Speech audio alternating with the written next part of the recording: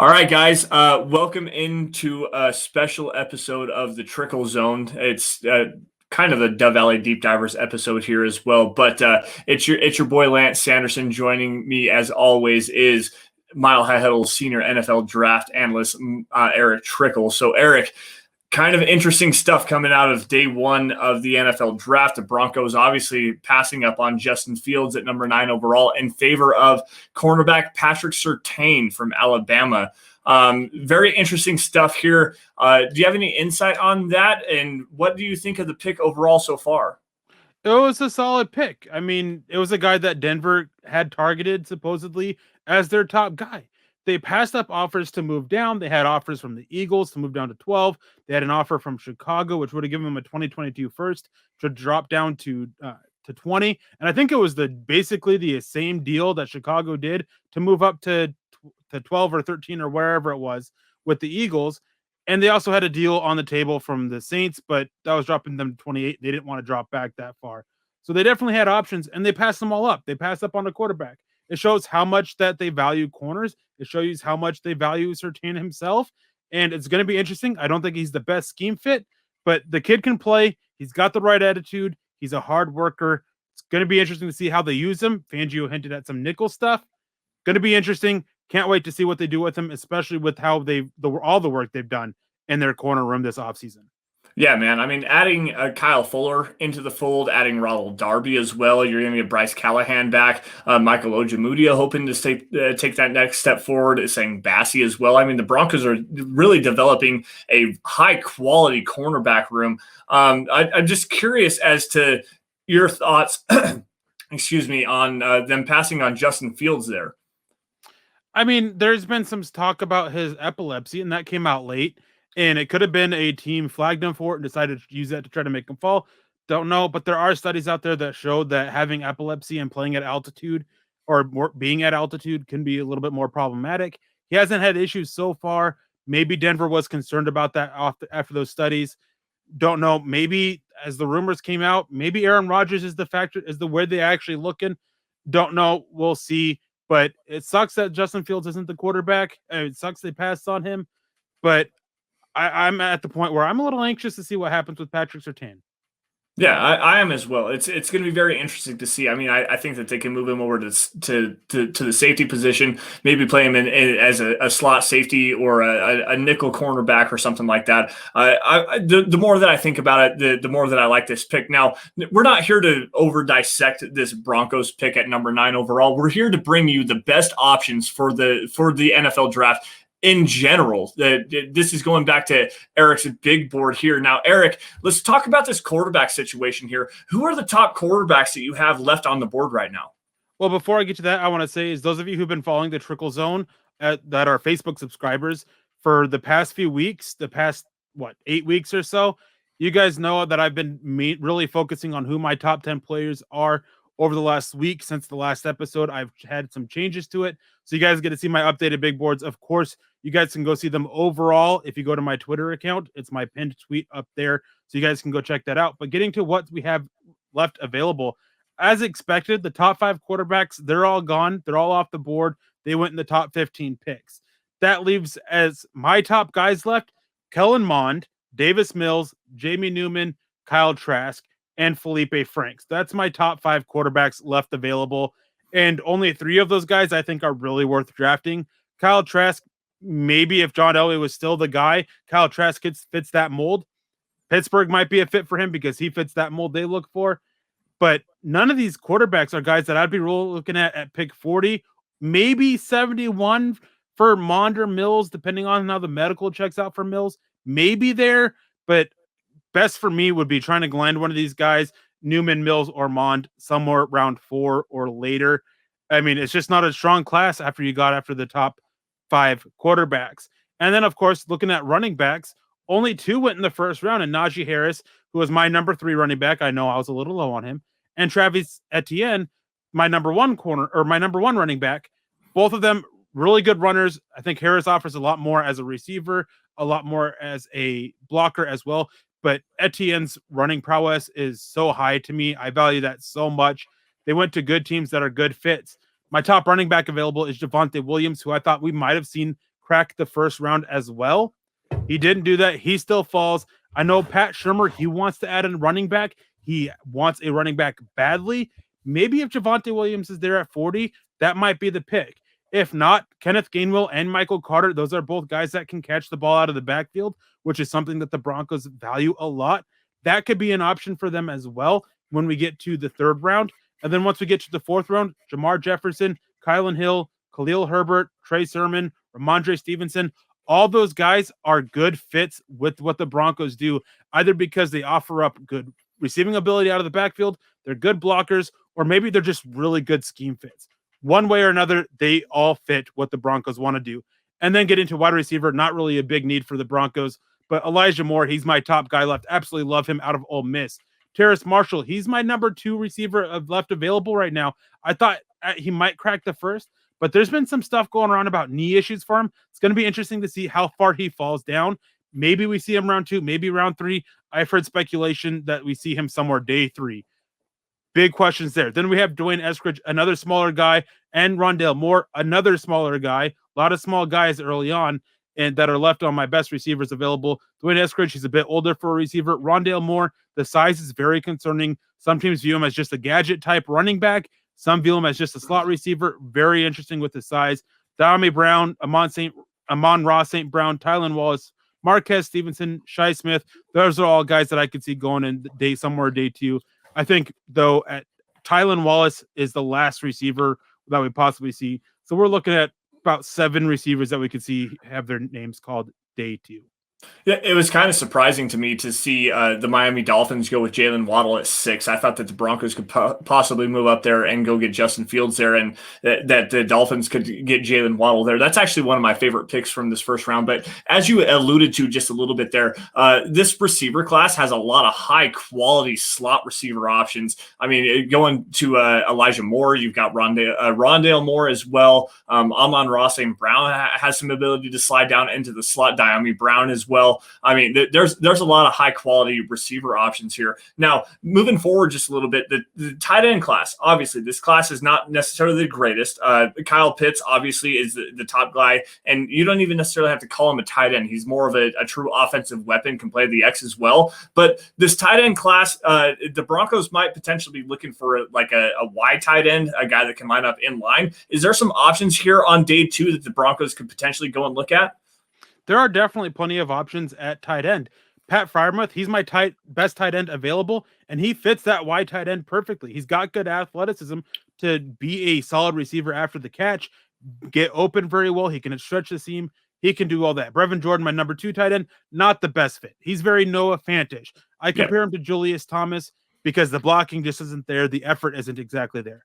Hunter Long, Tommy Tremble, those are also good blockers. Tommy Tremble, he's the best blocking tight end in this class. And there has been a lot linking the Broncos to Tommy Tremble over the last couple weeks. Round 3, I think both of those guys at 71 overall, I think they're both on the board. Then we have John Bates, Trey McKitty. Those are guys that we're looking at day 3, probably at the earliest. Maybe Denver moves down from 71 into a later third round pick, somewhere in the 90s or the early hundreds that are in still round 3. But really, it's not that great of a class. Some good options, but after my next 4, like you're just kind of picking for what you want a little bit. At offensive tackle, my best player is Tevin Jenkins. I'm a little shocked that he didn't go to the Oakland Raiders. They passed on him to go with Alex Leatherwood. That was a little bit shocking to me. I think that the attitude aspect of Jenkins just fit perfectly with him. Not sure exactly why he's falling. There's been some rumblings about his attitude a little bit. So maybe that's the case. Maybe it's an issue with his length. Not sure. Dylan Raduns, Samuel Cosme, those are another 2 tackles that I like. Samuel Cosme is a little bit more athletic, needs more power. Dylan Raduns is the other way around, has a little bit more power. I think that Dylan Raduns or Tevin Jenkins, if they're both there at 40, they both make sense for Denver, especially if Tevin Jenkins falls. Man, that would be really good value at that point. Liam Eichenberg, Can I interject here really fast? I don't mean to kill you off your roll there. Tevin Jenkins is the biggest one that is the surprise to me is falling out of the first round because there's some versatility with him at guard. And I think that something that's going to drive a lot of teams off of him is his footwork in pass protection. He's a great run blocker. He does a really good job getting out in front. But there's still some issues with him coming with speed off of the edge. So is that a potential reason why he's falling off at the offensive tackle position combined with the length concerns? It definitely could be, because one thing with length, if you're having issues with speed rushers, is that you need a faster kick slide. So if teams view that as a concern with Jenkins, having that compounded with the lack of length, definitely an issue there. And as I was saying, is Liam Eichenberg, he's another good option for Denver. A lot of people view him as a right tackle only. I think he's got some upside to play left tackle as well. Has some good versatility. Some view he can move inside. I don't see that personally. Jalen Mayfield, Jackson Carman, Spencer Brown, a lot of good tackles left. I like the depth of this class. And even Brady Christensen, James Hudson, I would not be shocked at all if we see 9-10 offensive tackles go day 2. A lot of guys fell, a lot of good talent still available. And then moving on to the interior offensive line, it's a strong class as well. I mean, it didn't have the talent at the top, but it's got good depth. Wyatt Davis, he's my best offensive guard available. Landon Dickerson, he's got some medicals, so I can see him fall. But when he plays, man, if he had no medicals, he would be the top interior offensive lineman. He is so good. And then Creed Humphrey, he's probably the best pure center. Quinn Miners, a guy who really shot up boards at the Senior Bowl. A lot of people like him. David Moore as well shot up after the Senior Bowl. My question with them is they're two smaller school prospects. And with the lack of draft process, I'm kind of curious to see how much that's going to hurt these small school prospects. Robert Hainsey, I view he can play tackle as well as guard. He's only 6'4", but he's got good length. Kendrick Green, a team that runs an outside zone would be perfect for him. Aaron Banks, a powerful interior offensive lineman. Yeah. A lot of good options. I'm not sure how many we'll see go day 2, but I mean, if you're looking for interior offensive linemen, day 2, day 3, early day 3, especially, good range to be hunting for one. And honestly, this offensive lineman class, there's not really a top end talent outside of, Penny Sewell, Rashawn Slater, Elijah Vera Tucker. I think got kind of a little bit overdrafted there for my taste. I think there's some length concerns, and he's going to slide into guard and be really good for the New York Jets. But still, I mean, the depth of this class at the offensive tackle class and really the meat of it falls, from about 40 to 60, 65, somewhere around in there with that interior offensive line class. So there's a lot of high quality options. Now, on the flip side of that, this interior defensive line class is really not that good. And it is kind of surprising to see Christian Barmore slide out of the first round. So speak about this interior defensive line class just a little bit. So it's not at all shocking to see Barmore slide out of the first for me. He's a guy, he has a lot of upside. He just doesn't have the experience. And at times it just didn't seem to be like he was putting it all together. Denver, maybe they viewed that they still need depth. Maybe they have a high grade on Barmore. I know George Payton and Vic Fangio, one of them came out and said that they have 8 players they still like. Well, they're picking 8th in the second round. So we'll see if one of these guys, I mean, obviously one of these guys is going to fall to him. We'll see if it's the defensive lineman. Tommy Togiai, he's a little bit shorter than Vic Fangio typically likes. Milton Williams, he's got good length, very raw. If they want to better their depth, he's a good option for them. Davion Nixon, there's been some stuff about his character and attitude that's popped up. Ali McNeil, he's probably my favorite guy for the Broncos. 0-1 technique that offers up good interior pass rush ability with development, really good run defender, very athletic for his size. If they're looking to replace Mike Purcell down the road, Ali McNeil, he's perfect for them. And then Levi on Wuzuriki is a guy that a lot of people thought that he would be the defensive lineman to go in the first round. I'm not seeing it with him. I see a very limited player that's only strictly a 4-3 front 3 technique. I don't see the versatility there, but we'll see how teams view him. I know that there are some teams that really like him.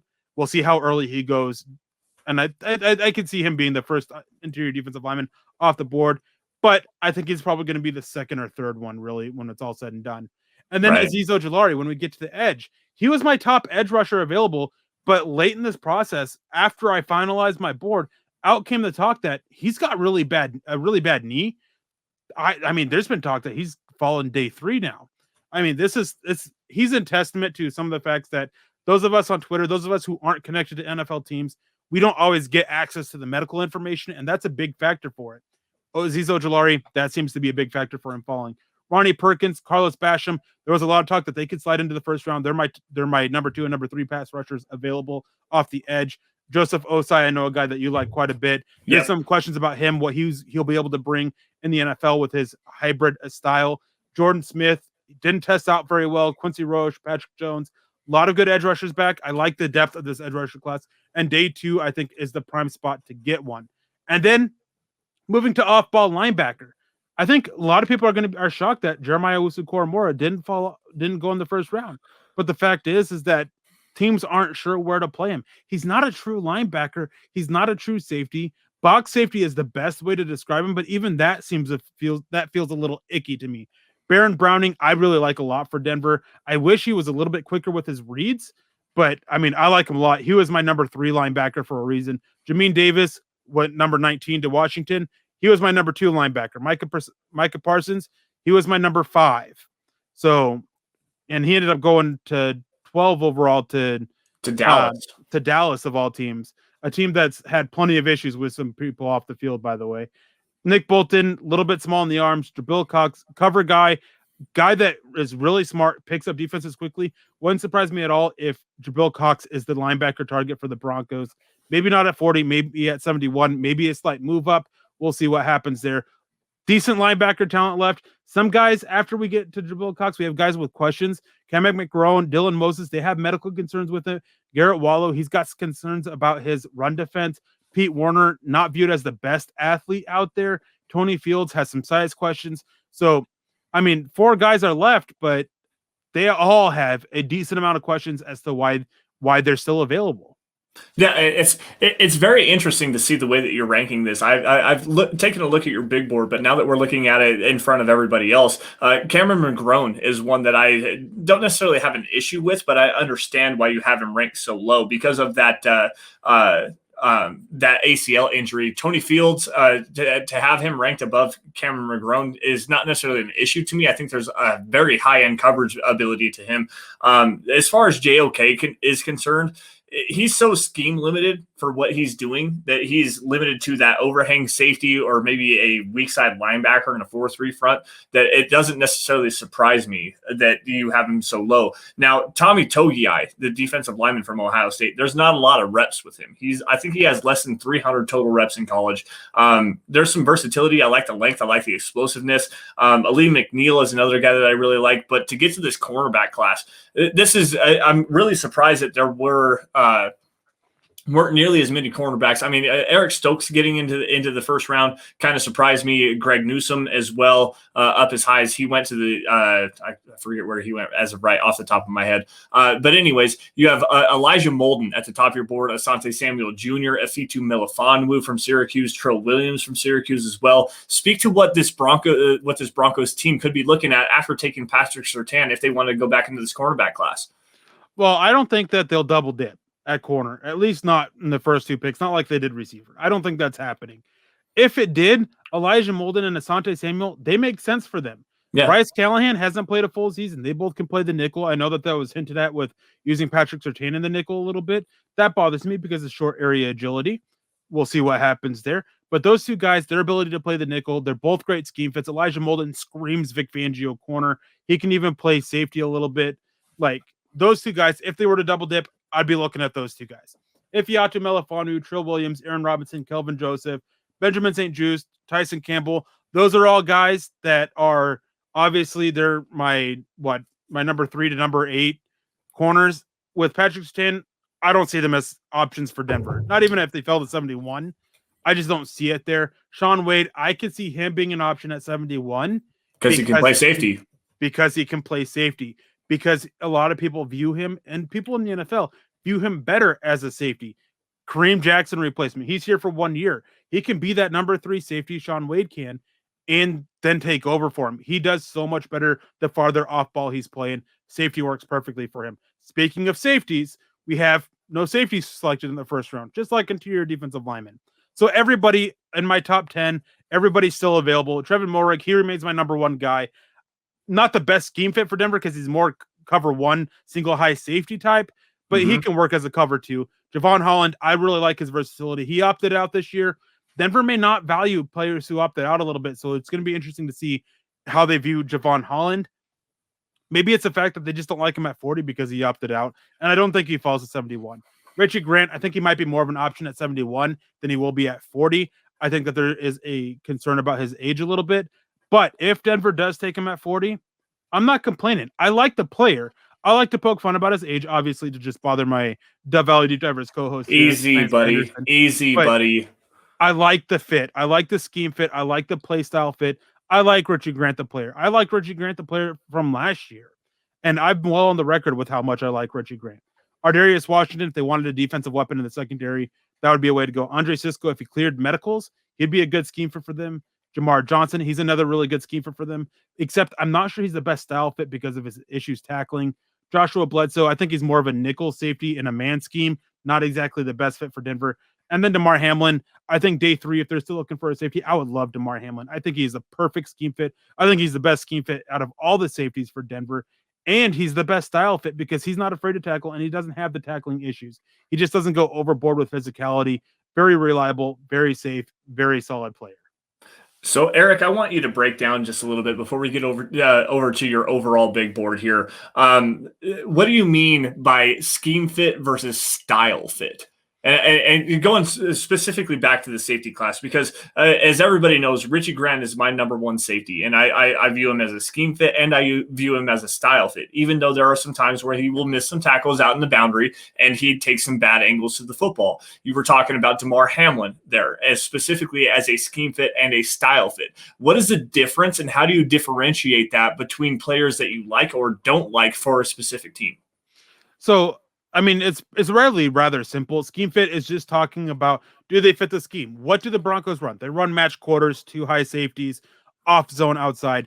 Do you want to fit that scheme? You want guys who can fit that, or guys that, as a coaching staff, you feel can fit that. They seem to feel that Patrick Surtain can fit that. Now, the question was Patrick Surtain was never the style fit, though. And what I mean by style fit is, do they fit the style of play that the coaches want? Do they fit the length requirements that coaches have? Because coaches have that. They have it for a reason. Patrick Surtain, he's physical. That is something that Vic Fangio loves. He's not afraid to hit, something Vic Fangio loves. He's not afraid to tackle, something Vic Fangio loves. He checks off all the style fits for Vic Fangio. It just was always the scheme fit. So at safety is, a guy can be covered 2, but if he's not a tackling guy like Jamar Johnson is, that's not exactly a style fit for Vic Fangio, even though he fits the scheme. So style fit is more so what they do. Scheme fit is more of obviously how they fit the scheme. That's a great breakdown, man, and I really appreciate you for taking the time and expressing some of your knowledge on that. Now let's get over to your big board here, and obviously you've got what did you have? 16 players I think this year with the first round grade, and there's still a lot left on the board. Obviously Tevin Jenkins, the offensive tackle from Oklahoma State, Wyatt Davis, the interior offensive lineman from Ohio State, Azeez Ojulari from Georgia, Jeremiah Owusu-Koramoah from Notre Dame, Christian Barmore. Where do you think these guys are going to start going here at the top of the second round? So it's always hard to project after this. Entering the draft, I had 27 players with the first round grade, although I only had like 16 players with top 20 grades and 8 players with top 10 or something like that. I can't remember exactly off the top of my head. Tevin Jenkins, he's my highest player graded available. He was one of the guys that he was in my top 20. He was in my top 15 players. But I mentioned earlier about maybe there's some, and you brought it up too. Maybe there's some issues about his speed and his issues with speed and his lack of length. Maybe there's some stuff about his attitude. Maybe there's some medical stuff. Not exactly sure what's there. Wyatt Davis, he just plays a devalued position. With Elijah Vera Tucker, there's a lot of people that feel he can play tackle. He doesn't have an issue with speed because he's got a fast click slide, which helps cover up his lack of length. Azeez Ojulari, I mean, talking about that knee earlier, that's pretty clear as to why he's fallen. Jeremiah Owusu-Koramoah, I really like the player. It's just you have to run the right scheme to really use him the right way. Maybe Denver will find a way to use him. Maybe Vic Fangio is going to really change how he runs his defense and fit him in. I mean, there's a lot of link in Denver to trading down and taking Jeremiah Owusu-Koramoah. Maybe he's an option for them at 40. I wouldn't be shocked, though, if he goes to Miami. Christian Barmore, talked about him obviously earlier. Guy who lacks experience, very raw, very gifted, though. Javonte Williams, Pat Shurmur wants a running back. Javonte Williams, he's the best running back available. And I think he's a really great scheme fit. Elijah Moore, my final first round grade. Absolutely love what he can bring. He's a guy who I like more than I liked KJ Hamler. KJ Hamler is a little bit faster, but I think Elijah Moore is a lot more reliable and a lot better as a route runner. So something I want to touch on here with Christian Barmore, that defensive lineman from Alabama, is super, super good. And like, there's a lot of high upside with him as a pass rusher, but there are issues with him stacking gaps and being a reliable run defender. Is that something that he can develop at the next level? Oh, definitely. And that's just something that you just spend time coaching with him, especially in the film room. It's just better the reads, better the technique. And his lack of experience, his technique is raw. And when he's on fire. I mean, if he played consistently at the best he can in college, this is a guy that he's a top 10 pick. I mean, there's just that kind of potential with him. And moving on to guys that have in the second round, I mean, as you can see, there's still 20 players left I have in the second round.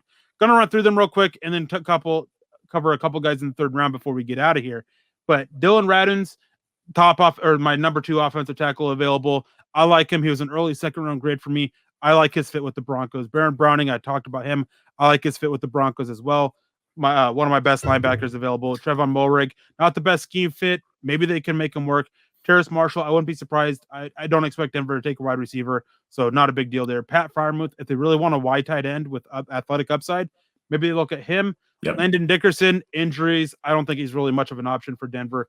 Elijah Molden, maybe, but I doubt it after taking Patrick 10. If they take Elijah Molden, I think it's with the intent to move him to safety full time. Javon Holland, maybe. I don't know how they view players with opting out, how they value them. That could really go against them. Asante Samuel Jr., I think he's more nickel corner or boundary corner than safety. So if they view him, I think that if they do take either Elijah Molden or Asante Samuel, I think it means the end of Bryce Callahan. Don't see either one happening, but there's still possibilities. Ronnie Perkins, Samuel Cosme, don't like them for the scheme. I think Ronnie Perkins is more of a 3-point edge rusher in a 4-3 standard base. Yep. And then Samuel Cosme, a little bit more athletic, doesn't really have the power. Carlos Basham, everything I said about Ronnie Perkins applies to Carlos Basham as well. Richie Grant fits the scheme. Just the age just bothers me a little bit. Nick Bolton, alligator arms, but Vic Fangio has made linebackers work with shorter arms before. I mean, Chris Borland, before he retired, he was looking like to be a outstanding linebacker, and he didn't have the best length. Tommy Togiai, he's a little bit more stout and shorter and stout as a run defender, more interior guy, 0-1 technique, not much upside as a pass rusher, very reliable as a run defender, though. Doesn't really fit with Vic Fangio's style for defensive linemen. Kenneth Gainwell, if you want a receiver that's explosive out of the backfield, he's your guy. And if they want to replace Philip Lindsay and upgrade over what he brought as a receiver, Kenneth Gainwell is a good option. Jabril Cox, as I mentioned earlier, smart guy, picks up defenses quickly, cover guy. I mean, there's a lot that fits him in with Denver. Joseph Osai, if they want a hybrid edge, there you go. Milton Williams, developmental defensive lineman. And then Ifeatu Melifonwu, not as much of a fit with Patrick Surtain in town, but still maybe an option. Same with Trill Williams and Aaron Robinson.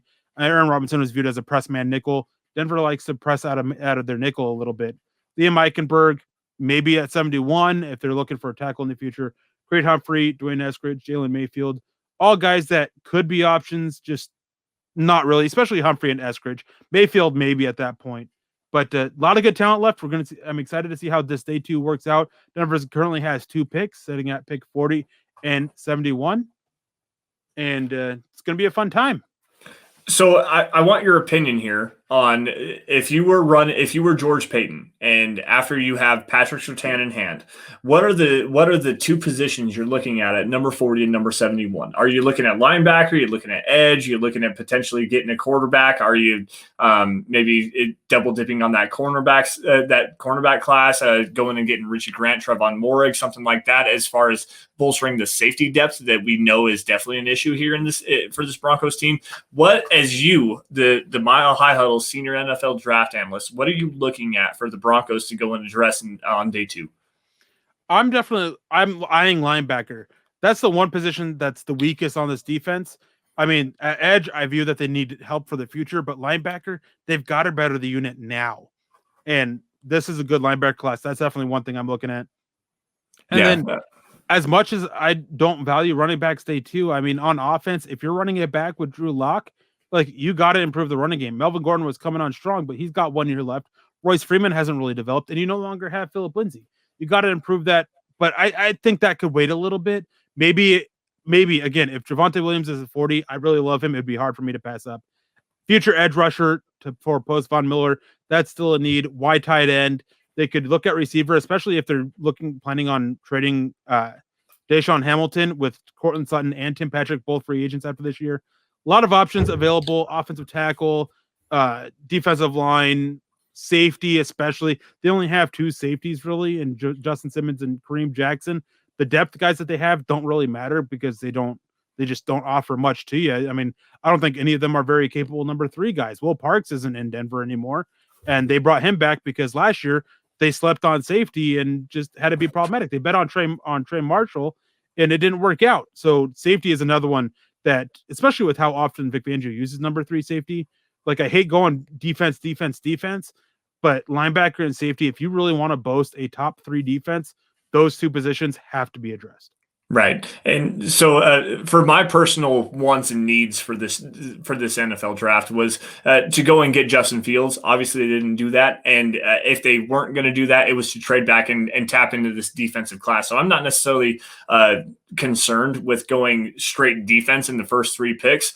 Now, to narrow down the question that I asked you, I gave you positions.